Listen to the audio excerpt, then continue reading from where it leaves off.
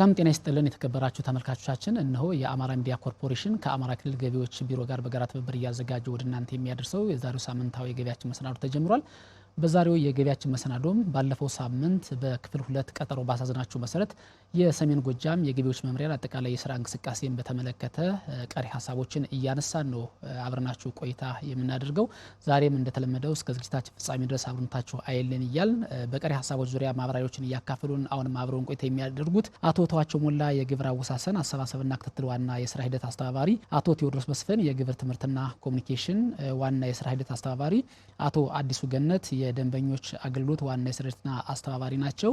እንግዶችን በእናንተ በተመልካቾች ስም ከልብ አመሰግናለሁ። አቶ ቴዎድሮስ ወደ እርስዎ ልምጣ። ግብር በሚሰበሰብበት ጊዜ ቀደም ስናነሳ ሁለት አርስቶች አሉ ብለናል። የመደበኛና የከተማ አገልግሎት የሚለው ማለት ነው። የከተማ አገልግሎት ደግሞ በሌሎች ተቋማትም ጭምር የሚሰበሰብ ይመስለኛል። ለምሳሌ የሊዝ ገቢን ብናይ በፊት በከተማና መሰረተ ልማት የነበረው አሁን ደግሞ በመሬት መምሪያ ይመስለኛል የሚሰበሰበውና ከነዚህ ተቋማት ጋር ደግሞ በጋራ መስራትን ይጠይቃል። ለዚህ ደግሞ ተግባቦትና ግንዛቤ መፍጠርን ይጠይቃልና ከሌሎች ተቋማት ጋር ያላችሁ ትስስር ያላችሁ ተግባቦት ምን ይመስላል? ይሄን ለማድረግ የሚለውን እንደናንተ እንደ ግብር ትምህርት ክፍል እንዴት ይገልጹታል? እሺ፣ አመሰግናለሁ። መሰረታዊ ጥያቄ ነው፣ ሀሳብ ነው። የገቢ መሰረታችን ለማስፋት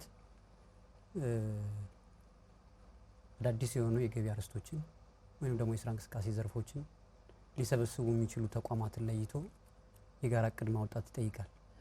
የጋራ እቅድ ማስቀመጥም ይጠይቃል። ይህንን በባለቤትነት እንደ ገቢ ሰብሳቢ ተቋም ከአጋር አካላት የሚባሉ አሉ። እንደ ዞን የዞን ስራ አስፈጻሚ ሁሉም ጠቅላላ አመራር አጋር አካል ነው። ሌሎች ሲቪክ ማህበራት አሉ። በተዋረድ ደግሞ እንደ ወረዳና እንደ ከተማ እነዚህ አካላት አጋርና ባለድርሻ አካላት በሚል ተቀናጅቶ ተግባራትን የሚሰሩ ናቸው።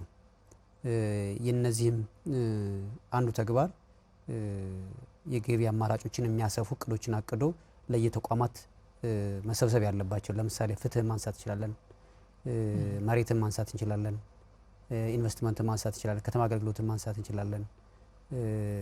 ሌሎችም አሉ መጠቀስ የሚገባቸው።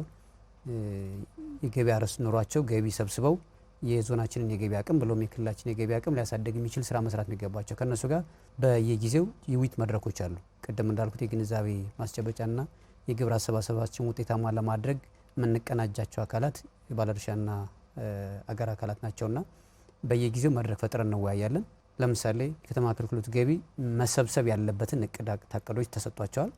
ባቀደው በሰጡት ልክ ደግሞ በተሰጣቸው ልክ ደግሞ ምን ያህል ሰበሰቡ የሚለውን በጋራ ውይይት የስራ አስፈጻሚ አመራሮች ባሉበት ምን ያህል እንደፈጸሙና እንዳልፈጸሙ በተዋረድ በዞን ብቻ ሳይሆን በወረዳም በከተማም ደረጃ ይገመገማል። የከተማ አገልግሎት ገቢያችንን ለማሳደግ ጥረት ተደርጓል። ግን ደግሞ ካለው አፈጻጸም አንጻር ሲታይ ጉድለት አለ። ከዚህ ላይ በትኩረት መስራት ይጠበቅብናል። አንዱ ትልቁ ነገር ይህን ተግባር እንዲሰራ ምን እናደርጋለን? ለምሳሌ እንዳብነት ከኛ ዞን እንኳን ብንጠቅስ ተሞክሮችን ሼር አድርገን ባህር ዳር ዙሪያ ወረዳ የገቢ መሰረቱን በማስፋት ከወረዳው ውስጥ ያሉ የገቢ አማራጮችን ከከተማ አገልግሎት አኳያ በመሰብሰብ እቅድ ሰጥቶ ለእያንዳንዱ ወረዳ ዋና አስተዳዳሪው አማካኝነት እየገመገሙ ተግባሮችን በምን ያህል ልክ እንዳሳካ ተሞክሮ ቀምሮ በማስፋት ያ ተሞክሮ በሌሎችም ወረዳዎችና ከተማ አስተዳዳሪዎች እንዲሰፋ በማድረግ አሁን የከተማ አገልግሎት አፈጻጸማችን ከዚህ በፊት በነበረው አዳጊ በሆነ ደረጃ እንዲገኝ ማድረግ ተችሏል። ይሄ ደግሞ አንዱ የግንዛቤ ፈጠራ ስራችን ሀሳብ ስለሆነ ማለት ነው። መልካም አቷቸው ማለት ከዚህ ላይ የሚጨምሩት ሀሳብ ይኖራል? ከሌሎች ተቋማት ጋር ያላችሁ ትስስርና እያደረጉት ያለው እገዛ? ኦኬ፣ በባህሪው በተለይ ከመደበኛ ላይ ሁሉም ማለት ይቻላል ሁሉም ተቋማት በባህሪው መደበኛ ገቢ ላይ የማይሳተፍበት የለም። በዋናነት ግን እኔ ማንሳት እንፈልገውና እንዲሁ ከተማ አገልግሎት ላይ በባህሪው የሶስተኛ ወገን የሚያስፈልገው መሰረተ ልማት ላይ በተለይ እነዚህ ከተማና መሰረተ ልማት የሚባሉት በወረዳ ደረጃ ደግሞ እነዚህ ማዘጋጃ ቤት የሚባሉት አብዛኛው የገቢ አርዕስት ወደ እንደኛ መምሪያ ወደ 50 አካባቢ ለይተናል የገቢ አርዕስቶችን። ከነዛ ውስጥ የሚሰበሰቡ ገቢዎች በመሰረተ ልማትና ከተማ ልማት በሚባለው ይህንን ደግሞ ምንድነው ያደረግነው? የተሰጠንን እቅድ የት ላይ እንሰበስባለን። መጀመሪያ ምን የበጀት ምንም የገቢ አይነት አሉ መረጃዎችን መለየት መረጃዎቹን ለይቶ ደግሞ በእነዛ ልክ ደግሞ እቅድ ሰጥቶ የት ላይ ነው ያለ በኋላ ቅድም ቴዲ ገልጾታል። በተለይ ከተሞች 3ቱ ከተሞች ላይ ምንድነው ያደረጉ ያሉት ሊዝ ያለበት የዘመን የውዝፍ የቦታ ኪራይ ሼድ ኮንቲነር ሌሎች የአገልግሎት ክፍያ የሚባሉ አሉ። እነሱን ልክም አድርጎ ይዞ በየጊዜው በየሩብ ዓመቱም በየወሩ እየገመገመ ችግር ያለበትን ደግሞ እንዴት መሰብሰብ አለብን፣ እንዴት እንፍታቸው። በተለይ በከንቲባ የሚመራ ስለሆነ የከተማ አገልግሎት ለከንቲቦች ነው ባለቤትነት የምንሰጠው። ምክንያቱም የከተማ አገልግሎት ገቢ ማለት ለከተማዋ ብቻና ብቻ ነው ሰብስቦ የሚጠቀም የበጀት አካልም ስለሆነ ትኩረት እንዲያደርግ እዛ ላይ በደንብ አቅሙን ተጠቅሞ እንዲሰበስብና የወረዳውና የከተማውን ወይም ደግሞ የከተማዋን የመልማት ጥያቄ ምላሽ የሚሰጥበት የከተማ አገልግሎት ገቢ ላይ ነው። እዛ ላይ በደንብ ከሰራ ልማት ማልማት እንደሚችልና የህዝብ ጥያቄ ወይም ደግሞ ለህዝቡ የሆነ ልማት የምታሳይበት መንገድ አንዱ በመሆኑ አዛ ላይ በደንብ እንዲሰራ እኛም አትኩረን ነው የምንሰራ። ከንቲቦችም በደንብ በባለቤትነት በተለይ በየ2 ሳምንቱ በየሳምንቱ እየገመገሙ እንዲመሩት እያደረግን ካለፈው በጀት ዓመት አሁን ላይ ለውጥ አለ። አምና 10% 15% ነበር የሰበሰብነን ከተማ አገልግሎት ላይ አሁን 28 29% ደርሰናል። ይህ ምንድነው አንድ ጥሩ እንቅስቃሴ ላይ ያለ መሆኑን የሚያሳይ ሁኔታ ነው ያለ። እዚህ ላይ መቀናጀትም ይጠይቃል፣ ቁርጠኝነትም ይጠይቃል፣ ባለቤትነት ያስፈልጋል። እዚህ ጋር ባለቤቱ ማን ነው ብሎ የተሰራበት ሁኔታ ያለ። ቅድም እንደተባለው ግንዛቤ ችግር እንዳይኖር የግንዛቤ ማስጨበጫ እንዴት መሰብሰብ እንዳለባቸው ቅድም የከተማ አገልግሎት የገቢ አሰባሰብ ታሪፍ መሻሻሉ በራሱ አንዱ ይህ አስተዋጽኦ አለው ያልሁትም ቅድም ከዚህ አኳያ ነው። ካሁን በፊት የነበሩ ለመወሰንም ያስቸግሩ አሰራሮች ለመወሰን ብዙ ጊዜ የሚወስድብህ የነበረ አሁን ግን በቀላሉ ለመወሰን በቃ ግልጽ አድርጎልናል መመሪያው ማለት ነው። ዘርፎችንም አስፍቷል፣ ግልጽም አድርጎታል የአዋጁ ማለት ነው። ያንን ይዘን በመስራት በኩል ጥሩ እንቅስቃሴ ላይ እንዳለን የሚገኝ ነው። ነገር ግን አንዳንድ ነገሮች አሁን የሚቀሩ አሉ። እሱን ደግሞ እየገመገሙ ድጋፍና ክትትል ማድረግ የሚያስፈልግ እንደሆነ። መልካም አቶ አዲሱ ደርሰው ልምጣ። አጠቃላይ እንደዚህ ለገቢ አሰባሰባችን ማደግና መጨመር ምን ምቹ ሁኔታዎች አሉ? ቅድም የተወሰነ እንዳደረጉት አዲሱ አዋጅ አለ። እንደገና ደግሞ የግብር ከፋዮች ደረጃም በእርግጥ በኋላ በሰፊው እናንሳ ሆኖ ደግሞ ከ3 ወደ 2 የመጣበት አለና እነሱን ጨምሮ ምን ምቹ ሁኔታዎች አሉ እንደ ዞን አጠቃላይ አሁን ላይ ገቢን ከዚህ በላይ ለማሳደግና መሰብሰብ የሚያስችሉን ሁኔታዎች እየተፈጠሩ ለማንሳት ይቻላል? ምናልባት የገቢ አቅማችንን ለማሳደግ አሁን ካለበት የተሻለ እና እቅዳችን ለመፈጸም በዋናነት ቅድም ስናነሳ የነበረው አንዱ ትልቁ የኦዲት ግኝት ነው። ውዝፍ ያለባቸው ግብር ከፋዮች አሉን አሁን በዞን ደረጃ። ስለዚህ እነዚህንን አሟጠን መሰብሰብ ከቻልን አሁን ካለንበት የእቅድ አፈጻጸም እየተሻለ እንፈጽማለን ብዬ አስባለሁ። ከዛ ውጭ ኢንቨስትመንት ላይ አለ፣ የእርሻ ኢንቨስትመንት፣ በተለያየ ኢንቨስትመንት የተሰማሩ ግብር ከፋዮች አሉ። ስለዚህ እነሱን ከተጠቀምን አሁንም እነሱን ማስከፈል ከቻልን የተሻለ ገቢ እንሰበስባለን ብዬ አስባለሁ። ከዛ ውጭ ቅድም ሲያነሳ እንደነበረው አዋጁ የተሻሻለበት መንገድ አንዱ እንዳለ ሆኖ በዋናነት ለምሳሌ የመንግስት ሰራተኞች የደሞዝ ጭማሪም አንዱ እሱ የገቢ አካል ስለሆነ እሱም አንድ ለዞኑ ፖቴንሻል ነው ብዬ አስባለሁ። ከዛ ውጭ በሆነ መንገድ እንደተባለው ያለውን ሀብት ለመሰብሰብ ትልቁ ገቢያችን እንደኛ እንደ ሰሜን ጎጃም ላይ ካሉ ወረዳዎችና ከተሞች ላይ ስፔሻሊ ሰሜን ሜጫ አካባቢና መራያ አካባቢ የሮያልቲ ገቢ አለ። ይሄ ሮያልቲ ገቢያችንን ትልቅ ሀብት ነው። ከክሰል ከእንጨት ከተለያየ ከድንጋይና ካሸዋ ሪዳሽ ይባሉ እነዚህ አይነት ዘርፎች ላይ የተሻለ ገቢ መሰብሰብ የሚቻልባቸው ወረዳዎችና ከተሞች የተለዩ አሉ። ሌሎች ተጨማሪዎችም አሉ ከነ ሜጫ ውጭም ያሉት። ስለዚህ እነዚህ ጋር በትኩረት ምንሰራባቸውና ምንሰበሰብ ከሆነ አሁን ካለን የገቢ አቅም የተሻለ የገቢ አፈጻጸም ይኖራል ብዬ አስባለሁ።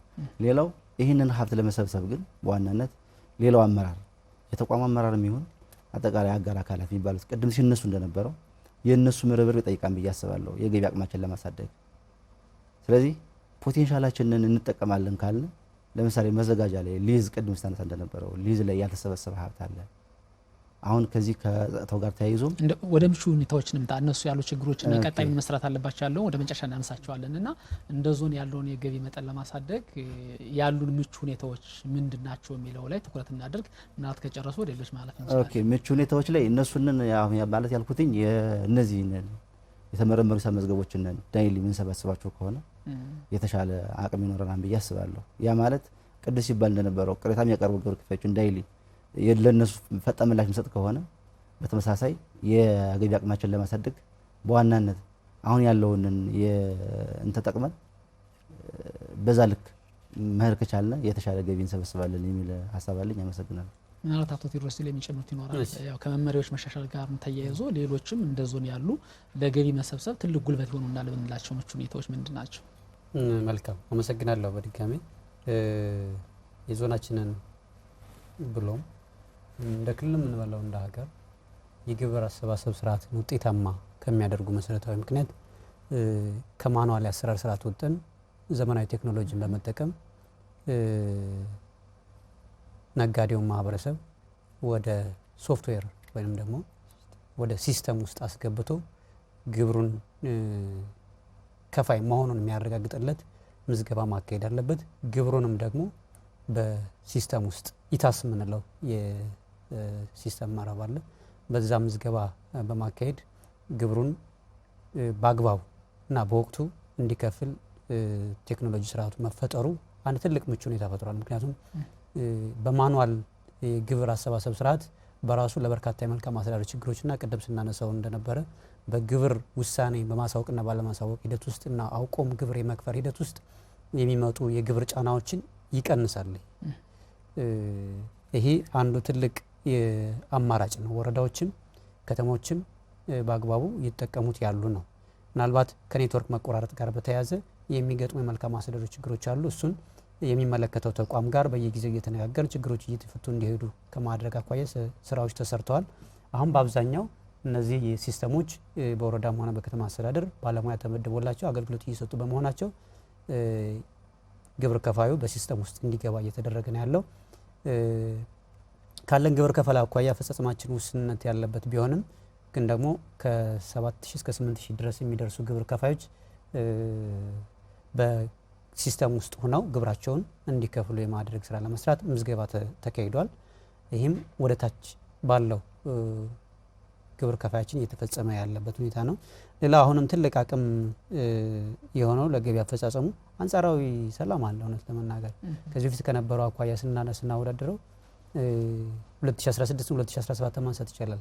አሁን 2018 ልንሰበስበው ካቀድነው ገቢ 2.25 ቢሊዮን ብር 1.1 በላይ ቢሊዮን ብር መሰብሰብ የተቻለበት ምክንያት ግብር ከፋዩም በራሱ ግብርን ቅድም ባነሳውበት አግባብ ለአንድ ሀገር ለህዝብ ለመንግስትና ለሰላም እና ለሁለንተናዊ የድህነት መሻሻል የድህነት ደረጃችን መሻሻል ወይም ድህነትን ለማሸነፍ የምናደርገውን አቅማችን ለማጎልበት የሚከፈል ነው የሚለውን አመለካከት ይዞ በየትኛውም ሁኔታ ውስጥ ሆኖ ግብር እንዲከፍል እየከፈለ መምጣቱ አንዱ ከነጋዴው የሀሳብ አቀራረብና ለግብር መክፈል ወደ ንግድ ተቋሙ የመምጣት ባህል ማደጉ በዚህ 3 ዓመት በዚህ 2018 ውስጥ ለአፈጻጸም ማደግ እንደ ምክንያት ምን ጠቅሰው ነው።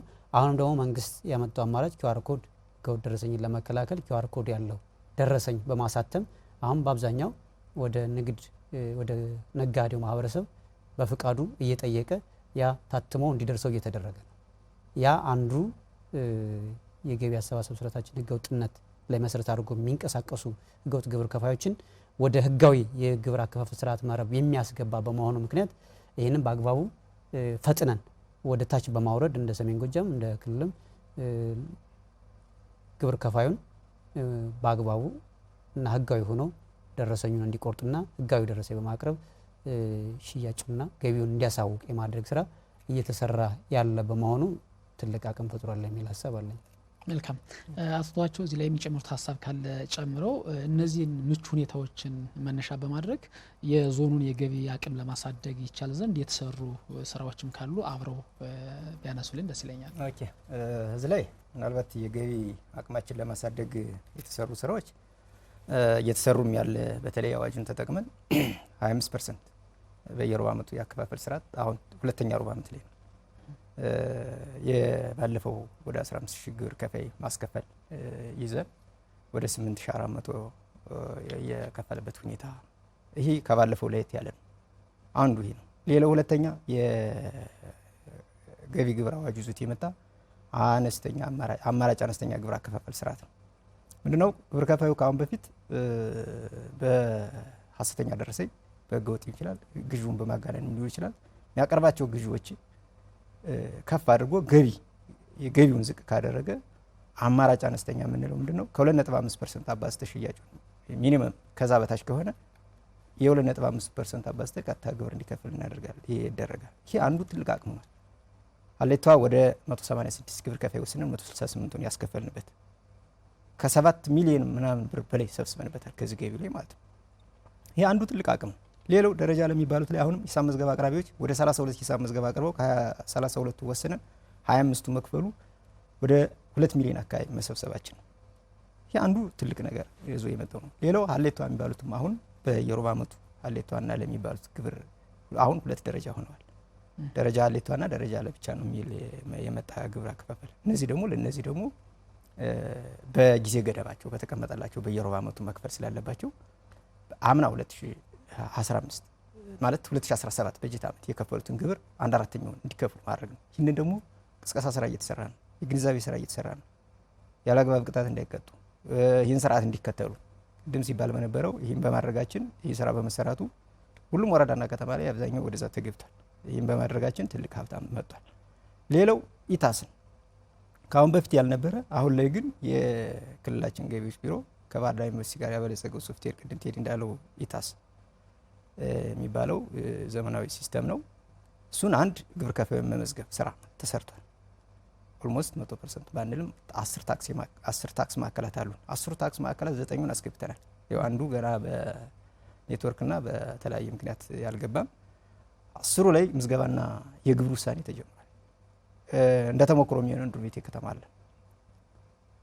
በመመዝገብም ውሳኔ የግብር ውሳኔ በመወሰንም በማስከፈልም በሲስተሙ ማለት ነው። ምንድነው ሲስተሙ? በግብሩን ቀጥታ በዝም ብለህ ስታስገባለት ቴክኖሎጂ ነው ስታስገባለት ውሳኔውን ይወስናል። ታረጋግጣለህ። ትክክለኛ መሆኑን ካረጋገጠ በኋላ ለግብር ከፋዩ በኤስኤምኤስ መልእክት ይደርሰዋል በስልኩ አክቲቭ የሆነ ስልክ ካለውና ያንንም የምናስገባው አክቲቭ የሆነው ነው። ልክ እንደደረሰው ባንክ ሄዶ ይክፈሉ የሚል ነው። ሄዶ ይከፍላል። ከዛው ላይ እንደከፈለ ደግሞ እኛ ጋር ሲስተም ያሳያል። የከፈለ መሆኑን ቴንኪው ይባላል። ከዛ አስፈላጊውን ነገር ለምሳሌ ክሊራንስ የሚፈልግ ከሆነ ክሊራንስ ይሰጠዋል። ሌላ ማስረጃ የሚፈልግ ካለ ሌላ ማስረጃዎችን ይወስዳል በሲስተሙ ማለት ነው። ይህንን በማበልጸግ በኩል ትልቅ ስራ እየተሰራ ነው ያለ። እኛ አንደኛ መምሪያ የሚቀረን ነገር አለ። እሱንን ይዘን አሁን የጀመርነውን ግን ማጠናከር እና ለገቢ አቅም መሆኑን ሌላው ለግብር ከፋዩ በራሱ ምቹ ነው፣ ፈጣን፣ ቀልጣፋ ጊዜን ለመንግስት ሰራተኛው ወይም ለኛ ባለሙያ ጊዜም ይቆጥባል። እንደገናም ደግሞ ገቢም ያስገኛል። ለግብር ከፋዩ ሌላ የፍትሃዊነት ችግር እንዳይኖሩ እንዳይዛቡ የሚደረጉ ነገሮች በጣም ለገቢ ትልቅ አቅም የሆነ ኢታስ የሚባለው ዘመናዊ እንደተባለው ነው። ሌሎች ቅድም የገለጹ ስለሆነ በደንብ ከሰራንበት የምንጠቀምበት ለወደፊቱም ግብር ከፋዩና ገቢ ተቋሙ የመልካም ግንኙነት እንዲኖር መተማመን በራሱ በውሳኔ ስህተት እንዳይኖር ምን እንዳይኖር ይህ ሲስተም እስከሆነ ድረስ ሲስተሙ ደግሞ ምናልባት አንዳንድ የኔትወርክ እና ሌላ ችግር ካልገጠመው በስተቀር በጣም ፈጣንና ቀልጣፋ ነው። ፈጣን አገልግሎት ለመስጠት የሚያገኝ ያስችላል። ጊዜንም የሚቆጥብ ከመሆኑ አኳያ ምናልባት አፍቷቸው እነዚህ ምቹ ሁኔታዎች ተጠቅመን እንደ ዞኑ የገቢ መሰረቱን ለማስፋት የገቢ አርስቶችን ከማፈላለግ አኳያ የተሰሩ አዲስ ስራዎች አሉ። ለሌሎች ዞኖችም ተሞክሮ ሊሆኑ የሚችሉ አይ ኖርማሊ ለሌሎች ተሞክሮ ባይሆኑም ይህን ተጠቅመን የመጣውን እንትን ሲስተም እና አንዳንድ ነገሮች እንደኛ እንትን የምንለው ገቢ ከፍ ሊያደርጉ የሚችሉት ምንድነው በዋናነት ተቀናጅቶ መስራት ነው። በዋናነት ለኛ እንትን የሚሆን ሌላ ምንድነው የገቢ ዘርፎችን ለይቶ እንደው ለየት ይላልና ለሌሎች ተሞክሮ ይሆናል ብዬ ቅድም ቴዲ እንደገለጸው መደበኛ ገቢ ላይ ለሚመለከታቸው አካላት እቅድ ሸንሽኖ መስጠት፣ ከዛ በኋላ የተሰጠውን እቅድ ደግሞ ምን አደረሰው ምን ያህል ተሰበሰበ ብሎ መሰብሰብ መጀመሩ፣ በተለይ 3-4 ወረዳና ከተሞች ላይ ጅማሮ መኖሩ ቅድም ከተማ አገልግሎትን ብለናል። ከተማ አገልግሎት በራሱ በባህሪው ሌላ ሶስተኛ ወገን የሚሰበስበው ስለሆነ ቅንጅት የሚፈልግ ከመሆኑ አኳያ ያንን የቅድ ሰጥቶ ቅድ መቀበል ያ እየተገመገመ እንዲመራ መደረጉ አንድ ይሄ ሊሆን ይችላል ለገቢ መሰረቱና ለሌሎች እንዲሁ ምናልባት ሊማሩበትና ተሞክሮ ሊሆን ይችላል ምንለው እንጂ ሌላ ለየት ያለ ነገር እንዲሁ የተለየ የሄድንበት ርቀት የለም የሚል ሀሳብ ነው ያለኝ። መልካም አቶ አዲሱ ወደ እርስዎ ልምጣና የትርፍ ግብር የሚከፍለው ነጋዴ ማህበረሰብ እነዚህ ምቹ ሁኔታዎች ከተፈጠሩለት አኳያ ቴክኖሎጂ እንዲጠቀም መደረጉ በየጊዜው የኦዲት ክትትል እየተደረገለት ያለ የግንዛቤ ፈጠራ ትምህርት እየተሰጠለት ያለ ነውና ትክክለኛውን ግብር ከመክፈል አኳያ እናንተ አሁን በኦዲት ግኝቱ ቅሬታ ሲመጡ የምትረዷቸው ትክክለኛውን ግብር በወቅቱ ከመክፈል አኳያ ያለው ልምድና ተሞክሮ ምን ይመስላል የሚለውን እንዴት ይገልጹታል? ኦኬ አመሰግናለሁ። ምናልባት እዚህ ከንግድ ትርፍ ጋር ከመክፈል አኳያ የነጋዴው የግንዛቤ ደረጃ እየተሻሻለ መጥቷል ማለት ይቻላል። አሁን በዚህ ደረጃ ምናልባት ከፊት ከነበሩት እኛ ገቢ ተቋሙ ላይ ካለንበት ቀን ጊዜ ጀምሮ ያለው እና አሁን ላይ ደግሞ ያለንበት ደረጃ እየተሻሻለ የመጣበት ግብር ከፋዩ በራሱ ጊዜ አሳውቆ የሚከፍልበት ሂሳብ መዝገቡን በተሻለ መንገድ ሂሳብ መዝገቡን አሰጥቶ የሚያቀርብበት መንገድ ላይ ከባለፈው ዓመትና ከበፊቱ ካለው አኳያ ስናየው የተሻለ ነው ብሎ መውሰድ ይቻላል። ያ ማለት ምናልባት ቅድም ሲባል እንደነበረው ይህንን ያመጣው ምንድነው ካለን የግንዛቤ ፈጠራው ብለን እናስባለን። አዛ በተረፈ ደግሞ የቴክኖሎጂው ራሱ ቅድም ሲባል እንደነበረ በተፈጠሩ የፕላትፎርሞች ላይ ቴሌግራም ላይ ቲክቶክ ላይ እንደዚህ የተፈጠሩ እንትኖች ለግብር ከፋዩ ግንዛቤ ከመፍጠር አኳያ የተሻሉ ናቸው ብሎ መውሰድ ይቻላል። ስለዚህ ከነዚህ አኳያ ምናልባት የዘመናዊነትን ቅድም ሲባል እንደነበረው ከየታሱን ጋር ተያይዞ ያለው ከእጅ ንክኪ ነፃ የሆነ ለግብር ከፋዩ ከባለሙያው ከግብር ከፋዩ ጋር ያለው ንክኪው ነፃ መሆኑ አንዱ የእኛን የንግድ ትርፍ የሚከፍለውን ግብር ከፋይም ግንዛቤ ከማሳደግ አኳያ ትልቅ አስተዋጽኦ አለው ብዬ አስባለሁ። መልካም አስተዋጽኦ እዚህ ላይ የሚጨምሩ ይኖራል። ምናልባት የነጋዴው ትክክለኛ ግብር በወቅቱ ከመክፈል አኳያ ያለው ልምድና ተሞክሮ ምን ይመስላል የሚለውን ኦኬ አሁን እንደተባለው የንግድ ትርፍ ገቢ ግብር የሚሰበሰበው ያው ከነጋዴው ማህበረሰብ ነው። ይህን ደግሞ ምንድነው በተለይ ግብር ከፋዩ ቀደም ባልኩት አግባብ ደረጃ አናለ ይባሉት በተለይ ሀሌቷ በራሳቸው ጊዜ ገደብ አላቸው። እነዛ በራሳቸው ጊዜ ገደብ በዛ ወቅት ራሳቸው ያመኑትን ገቢ ተቋሙ ከመወሰኑ በፊት ራሳቸው አምነው ግብር እንዲከፍሉ ይፈልጋል። ህጉም የሚለው እንደዛ ነው። የገቢ ግብር አዋጅ አሳውቀው እኔ የሚጠበቅብኝ እኔ ያለው ብለው ቅጽ አለ። በዛ ቅጽ ሞልተው በማሳወቅ በኩል አሁን እየተሻሻለ ነው። በፊት ላይ ደካማ ነበር። በቃ ለምን ምን ብለ እንዲህ ነበር። አሁን ግን ያቺ ጊዜ ባለማሳወቅ በራሱ የሚቀጣው ስላለ ከዛ ቅጣትም ለመዳን ይህ ምንድነው ግንዛቤው ያመጣው ነው። ለምሳሌ ሀሌቷ ግብር ከፋዮች በዚህ በጀት ዓመት ማሳወቅ የነበረባቸው 348 ግብር ከፋዮች ነበሩ። ከ348ቱ በራሳቸው ያሳወቁ 290 ግብር ከፋዮች ያሳውቃል። ይህ ምንድነው ከጊዜ ወደ ጊዜ እያደገ መምጣቱ ነው። በፊት ላይ አይሳውቁም ነበር፣ እኛ ወጥተን እንዲህ ነበር። አሁን ግን ጊዜያቸውን ተጠቅመው በዛ ልክ ነው። ሌላው ደረጃ አለ የሚባለው አሁን ጊዜ ገደብ አለው። የተሰጠው ጊዜ ገደብ ያቺ ጊዜ ገደብ አንድ ወር ከመሆኑ አኳያ እና በየሩብ ዓመቱ መክፈል ስላለበት ያለ ቅጣት ለመክፈል እንቅስቃሴው የተሻለ ከጊዜ ወደ ጊዜ ለውጥ እየመጣ በመሆኑ ንግድ ትርፍን ወይም ደግሞ ለሰራውበት ወይም ገቢ ባገኘሁት ልክ መክፈል አለብኝ የሚለው በራሱ ግብር ከፋዩ እየከፈለ ያለበት ሁኔታ የተሻለ ነው የሚል ሀሳብ ነው ያለኝ። መልካም አቶ አዲሱ ወደ እርስዎ ልምጣና እንግዲህ ዞኑ አዲስ እንደመሆኑ እና በቅርብ ጊዜ ስራ እንደመጀመሩ ወይም ገና 3ኛ ዓመት ላይ እንደመገኘቱ መጠን ያለፉትን 2 ዓመታት ጨምሮ የዚህ ዓመትም አጠቃላይ ያለው የነጋዴዎች የደረጃ ሽግግር ምን ይመስላል? እስከ ባለፈው ዓመት የነበረው ከደረጃ ሀመርኋ ወደ ሀሌታዋ አሁን ደግሞ 2 ደረጃዎች ናቸው ያሉ ይመስለኛል፣ ደረጃ ለና ደረጃ ሀሌታዋና በዚህ መሰረት ያለው ሽግግር ምን ይመስላል እንደ ሰሜን ጎጃም ዞን ሲፈተሽ?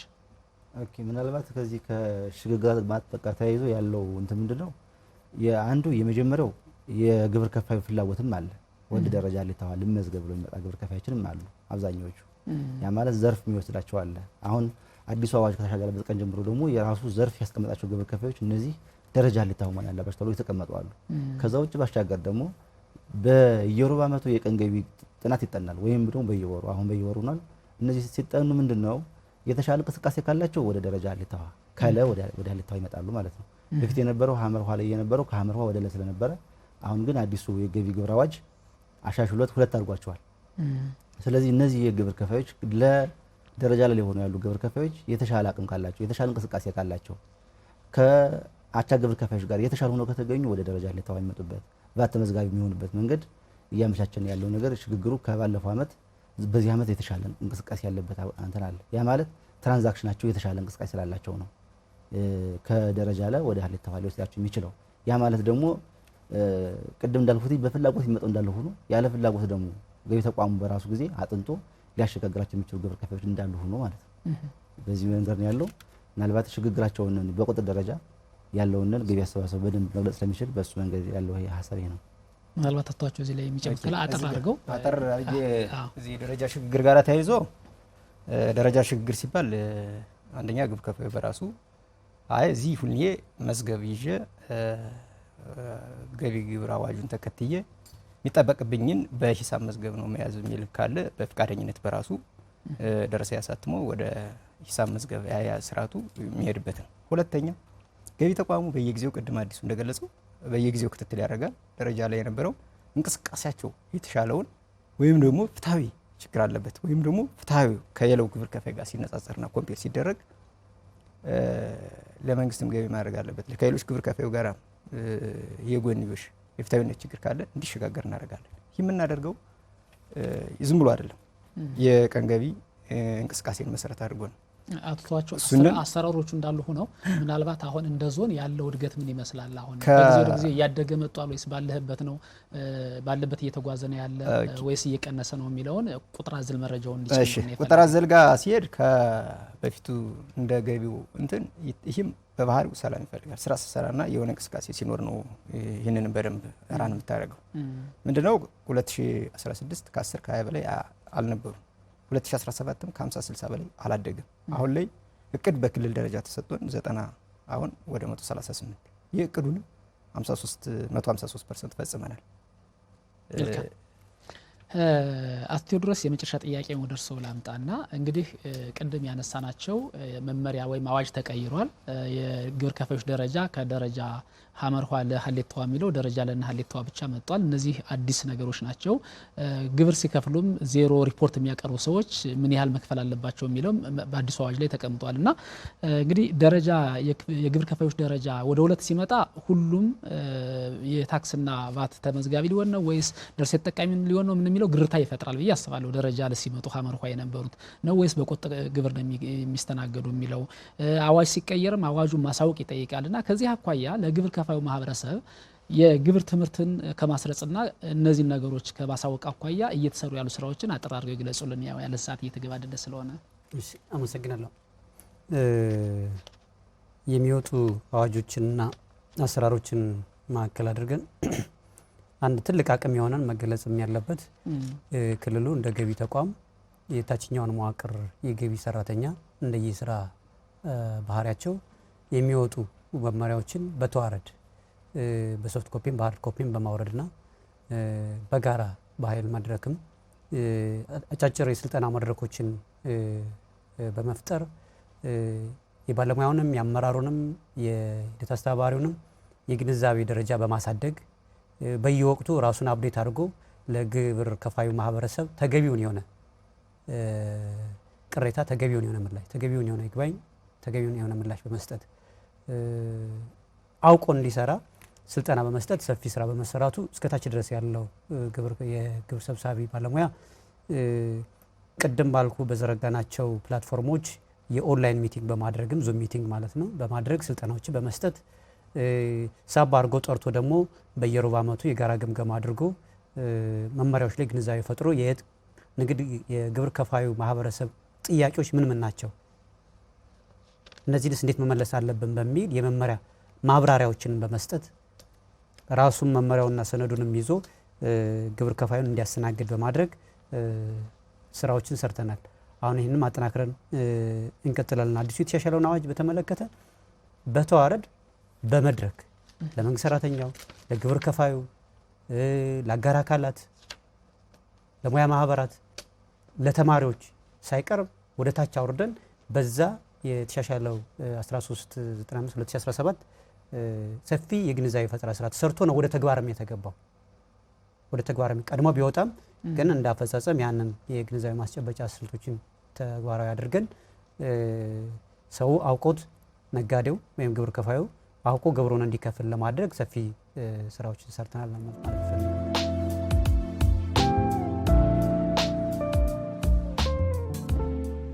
የተከበራችሁ ተመልካቾቻችን የዛሬው ሳምንታዊ የገቢያችን መሰናዶ እስካሁን የተከታተላችሁትን ይመስል ነበረ። በቆይታችንም ባለፈው ሳምንት በቀጠሮ የያዝናቸውን ቀሪ ሀሳቦችን በማንሳት ነበር አጠቃላይ የሰሜን ጎጃም የገቢዎች መምሪያ የስራ እንቅስቃሴ በተመለከተ እያነሳን ቆይታ ያደረግነው። ፕሮግራሙን በማዘጋጀት ወደ እናንተ ያደረስኩት እኔ ደስታ ጠቃ አጠቃላይ ከስርጭት ባለሙያዎች ጋር በመሆን ነበረ። ሳምንት በተመሳሳይ ሰዓት በሌላ ርዕሰ ጉዳይ እንገናኛለን። የሳምንቱ ሰው ይበለን።